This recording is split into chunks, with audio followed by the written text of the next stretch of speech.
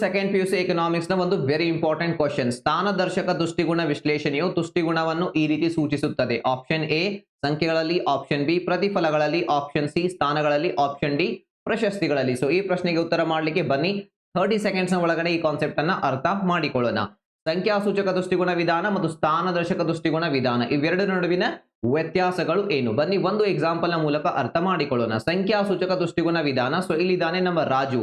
ರಾಜುನಿಗೆ ನಾನು ಒಂದು ಸೇಬು ಹಣ್ಣು ಕೊಟ್ಟೆ, ಒಂದು ಮಾವಿನ ಹಣ್ಣು ಕೊಟ್ಟೆ, ಒಂದು ಬಾಳೆಹಣ್ಣು ಕೊಟ್ಟೆ. 3 ತಿಂದ ರಾಜು. ಅದರ ನಂತರ ಕೇಳಿದೆ ಸೇಬು ಹಣ್ಣಿನಿಂದ ಎಷ್ಟು ತೃಪ್ತಿ ಸಿಕ್ತು? ಅವಾಗ ರಾಜು ಹೇಳ್ತಾನೆ 10 ಸಿಕ್ತು. ಮಾವಿನ ಹಣ್ಣಿನಿಂದ ಎಷ್ಟು ಸಿಕ್ತು? ಅವಾಗ ರಾಜು ಹೇಳ್ತಾನೆ 5 ಸಿಕ್ತು. ದೆನ್ ಬಾಳೆಹಣ್ಣಿನಿಂದ ಎಷ್ಟು ಸಿಕ್ತು? ಕೇವಲ 3 ಸಿಕ್ತು.